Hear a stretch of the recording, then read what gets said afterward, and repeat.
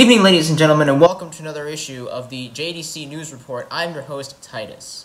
The music industry today currently faces a few issues that greatly concern me, such as royalties being missing from songs, issues with tons of metadating, and a lack of ownership in many master recordings out there. How do we fix this?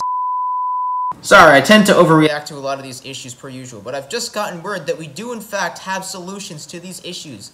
Let's head over to Thomas on the front line for more info on what's to come. Thank you. Now, in order to discuss the issue with Spotify, we must first look at the metadata. Metadata, in simple terms, is the song credits to let you know who is responsible for writing, recording, or producing a track. Metadata is important in that it's used to track who needs to get paid when a song gets played. The issue starts with the fact that there is no standardized method towards submitting metadata. For example, if someone is credited as a sound production engineer, but the service you submit a song to doesn't have a category to pay someone with that credit, they'll either change it or just ignore it. It doesn't help that databases such as ASCAP or BMI have different formatting for metadata than Spotify, resulting in errors where, unless catched, will often lead to unpaid artists. With many people going unpaid for played songs, this has resulted in an estimated billions of dollars lost. Now we'll go over to our field reporter Ryan to discuss the issue with master recordings. For JDC Studios, I'm Thomas Fritcher. Thank you, Thomas. Today there is a growing concern among aspiring young artists and established performers regarding the ownership of their master recordings. Many artists are compelled to sign over their master recordings, as this limits their control over how their music gets used and distributed.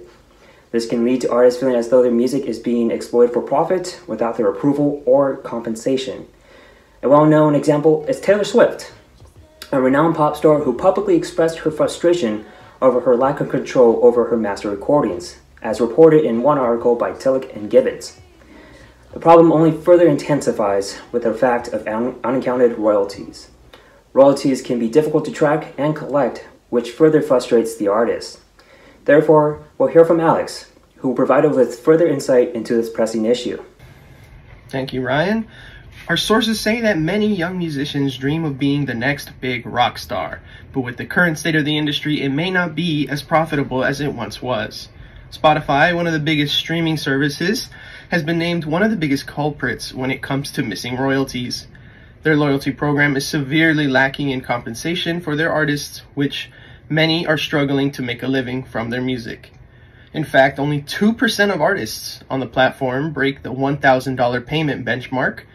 One industry insider even said that the money earned from one band t-shirt, which typically costs around $35, is the equivalent of 9,000 streams. This highlights the stark reality for artists in the modern age who are relying on streams to fund their passions. The rise of streaming services like Spotify has created new opportunities for artists to reach a global audience, but it has also created a business model that prioritizes volume over value. As a result, many artists struggle to earn a living from their music, relying on streaming to make their ends meet. This is Alexander Dietz from JDC Studios, signing off.